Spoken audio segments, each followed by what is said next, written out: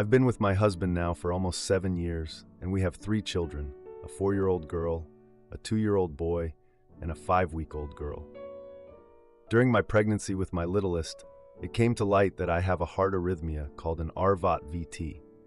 It basically causes the lower half of my heart, the ventricles, to periodically beat a lot faster than the top of my heart, the atrium. So sometimes I go into ventricular tachycardia, which is a fairly serious issue. Thankfully for me, I was put on some medications during pregnancy to try to regulate my heart rhythm. But the downside of these is that my blood pressure sits really low, and I'm tired all the time. I also often feel faint, dizzy, and nauseous. So being honest, I spend 90% of my day feeling really unwell. Despite this, I don't let it stop me from parenting. Unless I'm actively in VT, I just crack on. This means doing all of the normal parenting things, and of course, housework. I'm breastfeeding our youngest, so I'm getting up for night feeds. However, I am also pumping so that my husband can help out overnight and do some feeds too. For the first few days of being home, my husband was really supportive, and he did the night feeds without any complaint. Now I'm 5 weeks postpartum, and he's already making it a contest over who has it worse. If I sleep for 3 hours and he sleeps for 2, then he'll spend most of his day insisting I slept in for so long and that I keep pawning the baby off on him.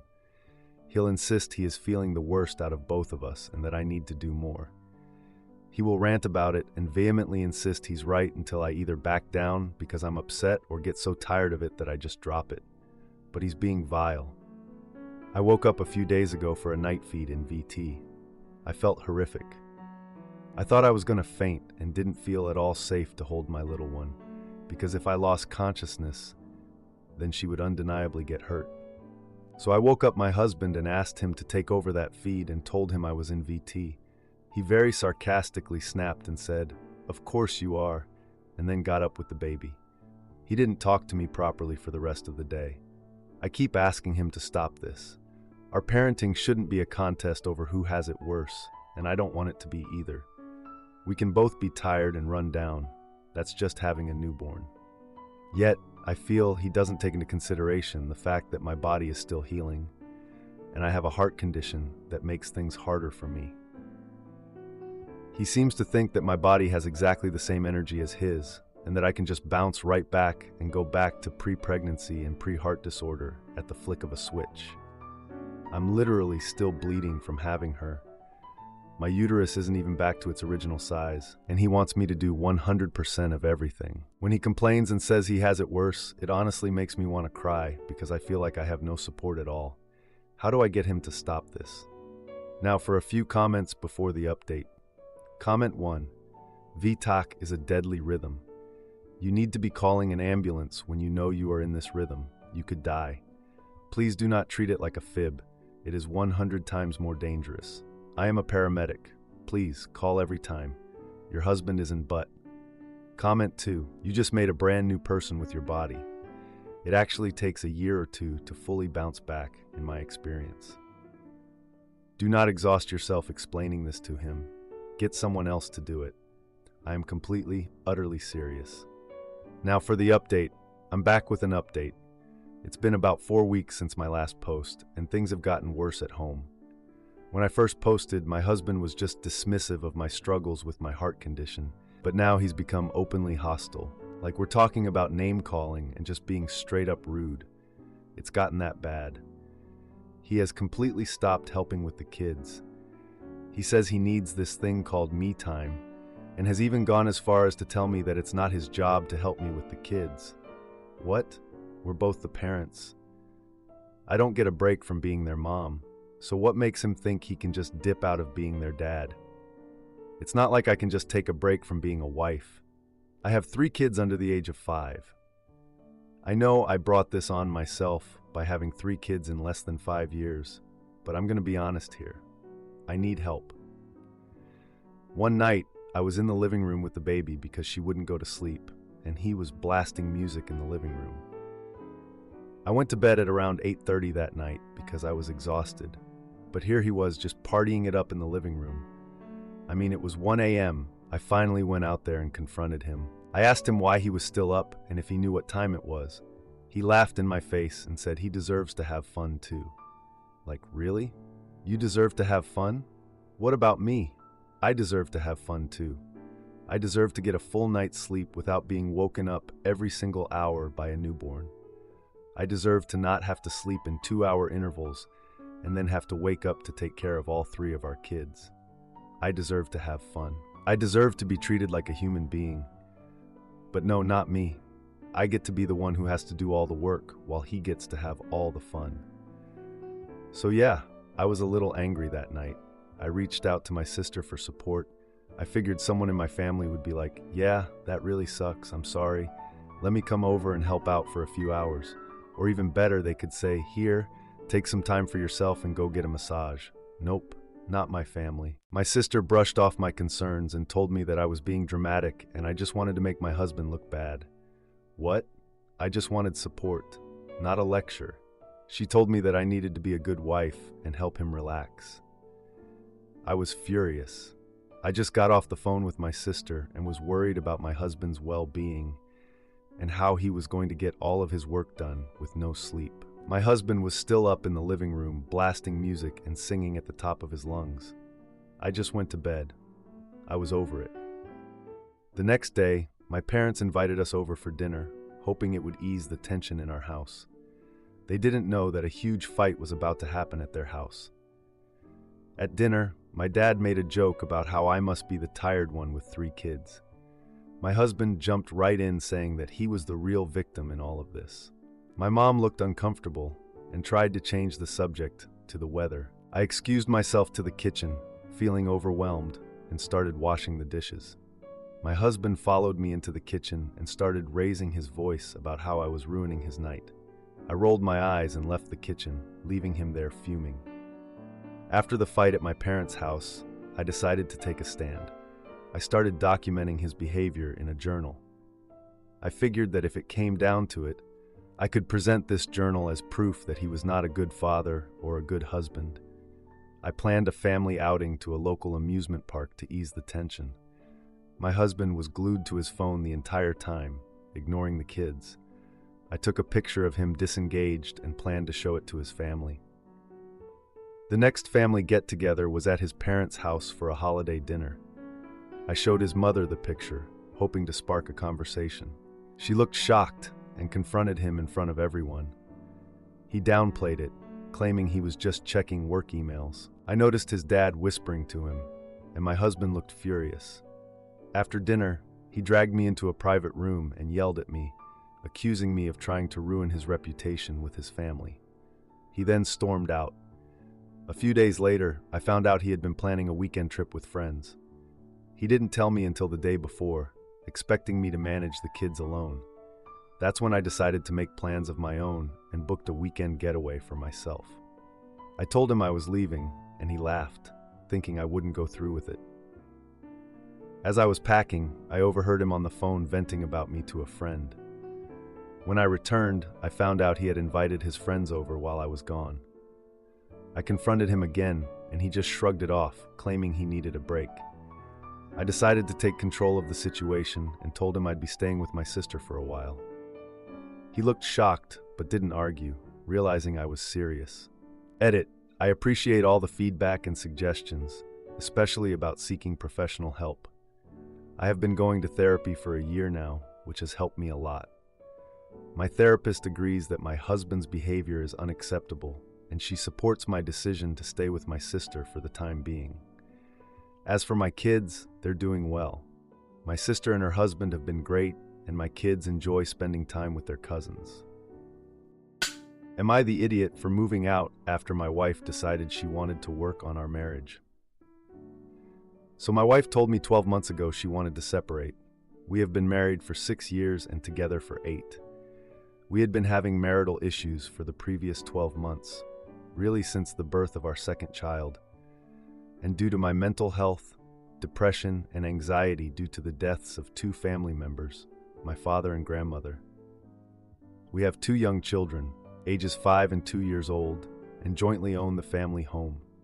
We have been living together for the last 12 months, making it work for our children's sake, but the last 2 months have been hell. There have been lots of arguments about how to agree on separation terms. She wanted the kids in the house. I did not agree. There's been a lot of name-calling and shaming me for my mental health, blaming all of our problems on my mental health, gaslighting, and so on. I lost my job back in April, and she didn't even care or offer any kind of support, emotionally or financially, to me. We are both to blame for the fighting. I have not been pleasant either. Mentally, this has taken a significant toll on me. I have started drinking heavily at times on my own downstairs when everyone is asleep. After hearing nothing but her wanting to separate for so long, I finally bit the bullet and got an apartment nearby so I could still be with my children daily, but have my own space. I am due to move out tomorrow. The thing is, I met someone about 2 months ago with whom I have formed a really strong relationship. We get along really well, have fun together, understand each other's issues, and both want to explore further and see where this goes. We are seeing each other, if you will. My wife had no knowledge of this until about 2 weeks ago when I told her, around the same time, I was seriously looking at properties to move into. Then just last night, we were having a conversation about me moving out tomorrow and scheduling with the children, school run, sports, when I would be at the house, etc. She breaks down and tells me that she doesn't want me to leave and wants to work on us getting back together. She doesn't care that I have been intimate with someone else and says she will get over it and that we need to stay together as a family. I honestly did not see this coming at all and was really surprised by this, as I fully believed we were over and there was no going back, especially with all of the fighting and nasty things that have been said. I had made peace with this and was fully prepared to move on with my life. I am so utterly confused and really do not know what to do in this situation. I can't talk to anyone about this because I don't want our friends and family to know all the issues that have been going on between us. My close friends do know that I have been seeing someone and were genuinely happy for me. What the hell am I going to do, Reddit? To clarify, my post was probably rushed. The drinking alone happened on 2 or 3 occasions when I got very depressed about our whole situation. It is not daily, and I am not dependent on alcohol. I have a new job for the last 2 months and provide the majority of childcare at home and do the majority of housework too, since I work from home while she is in the office. I have had 2 years of personal therapy and 1 year of marriage therapy, during which I felt that my feelings were not being taken into consideration. We laid down ground rules that I lived up to, but she did not. I am not here chasing clout or for anyone to blow smoke up my back. I am genuinely so confused. I am an excellent father, and my wife agrees. I work very hard and she agrees. My issue is that she flipped this all 180 degrees last night after 12 months of saying she wanted us to separate. Now for an update. It is very surprising how bad at basic arithmetic some people are. Now for a few comments before the update. Comment 1. I think you need to work on yourself and your mental health issues. Starting a relationship in the middle of a divorce is never a good idea. Starting a relationship while still living with your wife, having mental health issues, and starting the divorce process is a really bad idea. I think you need to take a step back, maybe get individual therapy and figure things out with yourself before dealing with any relationship. Comment 2. You said it's gotten worse in the last 2 months. How long have you been seeing the other woman? I think you said 2 months. See the timing in that. What have you done in the last year as a couple to make your marriage better? Are you in Alcoholics Anonymous? You definitely do not need to be moving on to another relationship before you take care of yourself. Now for the update. 2 weeks after my last post, I'm still in the same apartment. Honestly, no clue what to do next. Sarah, my wife, has been way more present at home. Like, she's actually cooking meals and helping with the kids. It's kind of strange, but the kids seem to notice the difference too. They're all excited about their parents spending more time together, which is honestly a bit heartbreaking. Kids are so innocent, it makes me feel like a jerk sometimes. Sarah suggested a family outing to a local carnival to celebrate the kids' upcoming birthdays. I hesitated for a moment, but reluctantly agreed. I figured it might ease the tension, and show a united front for the kids. Plus, who could say no to a carnival? It's all cotton candy and Ferris wheels, right? So we went to the carnival. Sarah was cheerful, laughing, and playing games with the children. It was like we were one big happy family just for that day. But later in the day, Sarah pulled me aside and suggested we at least try couples therapy. That was unexpected. I mean, I knew she was trying, but this was a different level. I didn't know what to say, so I just nodded. After returning home, she mentioned wanting to have a family dinner with her parents to discuss the kids.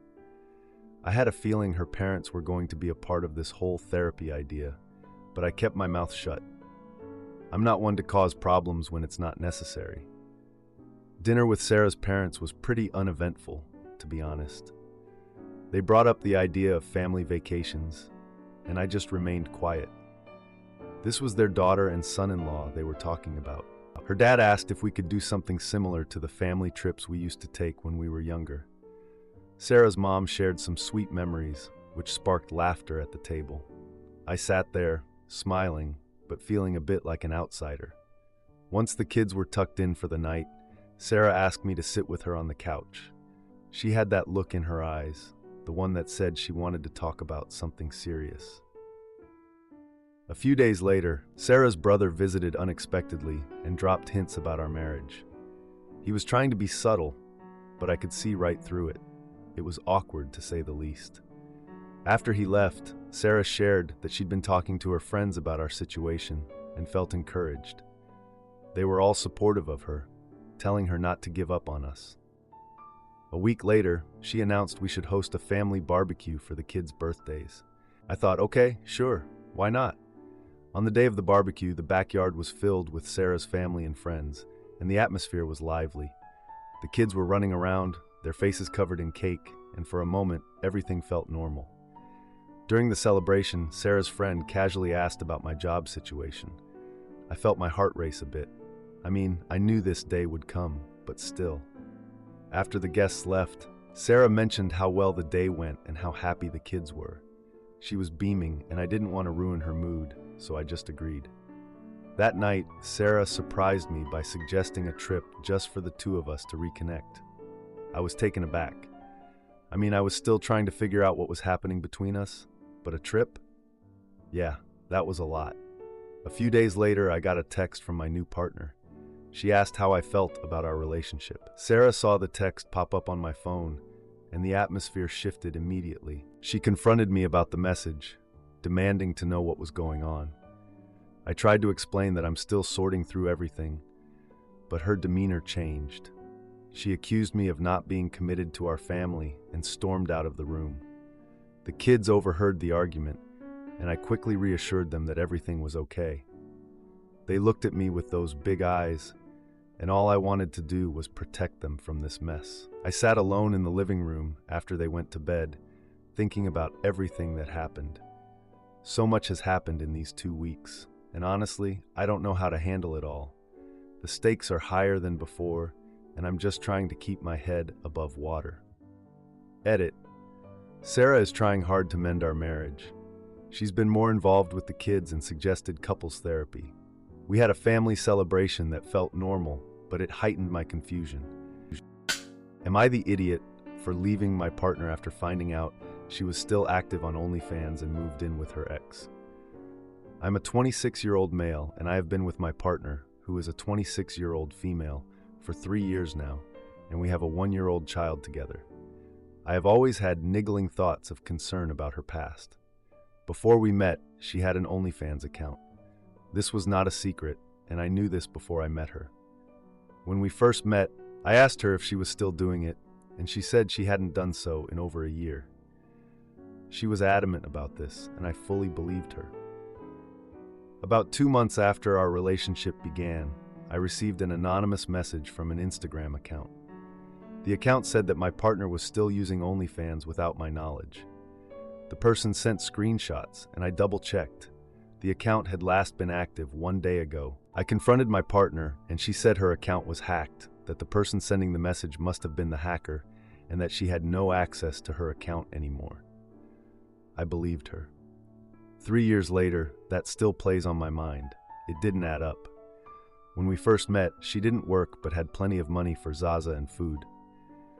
After we started dating, I moved in and have paid for almost everything since then. How could she afford everything before?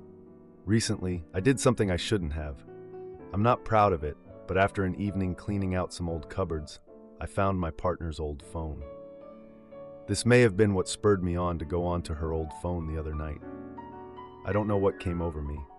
I just did it. It was unlocked and everything on there was still accessible. I found evidence that the anonymous messenger was correct, and not only that she was selling pictures and videos of herself privately via WhatsApp. For some reason, she had taken screenshots of the transactions and her sending the videos. Most of these were either right before we met or around the time that we began speaking. I have no problem with her doing this before we met, but she assured me it had been a year since she had, whereas the evidence showed it had only been a few days. Most heartbreaking was a message exchange she had in late 2022 with an unknown WhatsApp user. She had sent him videos, and she hadn't yet received the money for it. She said she wanted the money from this person because she had risked her relationship by sending the videos. We had been together for 1 year by that point. I also found messages between her and an ex, inviting him to come over when I was away one weekend. This was also in 2022, so 2 years ago, and from the messages, it doesn't seem that anything actually happened. She instigated it but then called it off, probably having second thoughts. Most recently, however, I found a message from the current girlfriend of her ex. The girlfriend sent a lengthy message to my partner, accusing her of speaking to her boyfriend and sending him pictures, saying she had seen evidence of it on his phone. My partner replied, confessing that she had been talking to him, but she claimed not to have sent pictures. The person then said she had actually seen evidence of this, but my partner said it was an old account and she didn't send anything. She did confess to speaking to him, however, and said that she didn't know her ex was in a relationship and she wouldn't have done it otherwise. She even used the excuse that she was in a bad place mentally and was suffering from postnatal depression, and this was why she messaged. This was only 5 months ago. The part I find most troubling is that she claimed that she was speaking to an ex due to postnatal depression. While she did struggle, it was not to a huge extent, and I don't know what symptom of postnatal depression would lead to cheating. I am a very hands-on father and do everything for her and my child. I work all week, come home, and do housework and childcare all evening and all weekend. I have supported her financially, emotionally, and done everything I can for this relationship. I know I shouldn't have looked. I know it was an invasion of privacy, and I feel very guilty about that. It was something I never thought I would do. I have no idea what to do now. I don't know how to approach this, how to explain that I accessed an old phone of hers and that I know everything. I have a child, and I don't know what would happen if we broke up. I'm incredibly stressed and anxious about this whole situation, and I would appreciate some advice about how to broach the subject or what to do. Now, for a few comments before the update. Comment 1. You knew about her past, but it seems she was lying about stopping. Worse, she doesn't set a clear boundary between work and her personal life. There is too much dishonesty, and you clearly have different values, so this can only go one way. If there wasn't a child, you could just walk away, but now the child comes first. Get advice from a lawyer first and think through your options before you confront her. Comment 2. I am not a huge fan of some of these comments. The problem is not that she is or was doing intimacy work. The problem is that she hasn't been honest with you. It doesn't matter what they are doing. If your partner is lying to you, that is not a healthy relationship. Now for the update. I decided to tell my partner that I found her old phone while cleaning and what I saw on it. Looking back, I probably could have chosen a better way to start the convo. Her first reaction was to get defensive, saying I invaded her privacy. I guess she's got a point there, but seriously, she had a ton of secrets on that phone. We ended up in a big argument in the living room while our 1-year-old played in another room, totally unaware of the chaos. When I brought up the messages with her ex, she insisted they were harmless, just 2 old friends chatting. She said she was just trying to be friendly and that I was overreacting. Overreacting? Really? She accused me of being insecure, bringing up how I always worried about her past. I suggested couples therapy to deal with our issues, but she flat out refused. I mean, what's the point of trying to fix things if she's not willing to meet me halfway? A few nights later, I went out for drinks with my brother. I needed a break from the chaos at home. My brother asked about the situation, and I ended up venting about the whole mess. I told him about the old phone, the messages, and our never-ending arguments. He listened patiently, and then pointed out that I should probably keep an eye on her social media activity. I didn't really want to, but I reluctantly agreed and started checking her accounts more often. A few days later, I noticed a new friend request from a guy I didn't recognize. At first, I thought about just ignoring it, but curiosity got the best of me, so I accepted the request to see what was happening. I found a series of messages where she was flirting with this guy. It was like a punch to the gut. She was calling him cute and asking if he wanted to meet up. I confronted her again, this time about the messages I found. She claimed it was all just harmless banter, but I wasn't convinced. I mean, how much harmless banter does a married woman need? Our arguments got worse after that. I found myself going to sleep on the couch more often just to avoid her. The tension in the house was unbearable. Family dinners became awkward, especially with our child there. My parents noticed the tension and tried to lighten the mood during Thanksgiving. My partner and I ended up arguing in front of my family, making things even more awkward. I decided to take a break from her and stayed with my parents for a few days. I needed some space to think. I returned home after the holiday, and my partner seemed different, like she was in a world of her own. She started acting distant, spending more time on her phone and less time with our child. One night, I overheard her on the phone, speaking softly in the bedroom.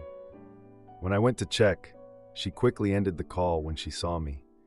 I asked her who she was talking to, and she said it was just a friend. Our fights became more frequent, mostly about her phone usage and my trust issues. I decided to dig deeper and looked at her phone when she left the room. I found more explicit messages and pictures she sent to the guy from social media. I confronted her again, and this time, she finally admitted to talking to him for months. She claimed it was for emotional support, but I didn't buy it. I packed a bag and left, saying I needed space to think. I stayed with a friend for a week, giving her some time to figure things out. When I returned home, she was gone with our child and all her stuff. I learned from a mutual friend that she had gone to her ex's place. Great, just great. I had been trying to work things out and make our family whole again, but it looks like she had other plans. Now I'm sitting here, alone, wondering what the hell happened to my life. Edit. I never mentioned before that my partner and I had a joint account for family expenses. She insisted on it since we were a family, but now I see it as a huge mistake. I took immediate action to secure my finances and closed that account. I also consulted with a lawyer about custody arrangements. I realize now that I should have done this much earlier. If you like this video, you'll probably like these too. Also, while you're here, please consider subscribing.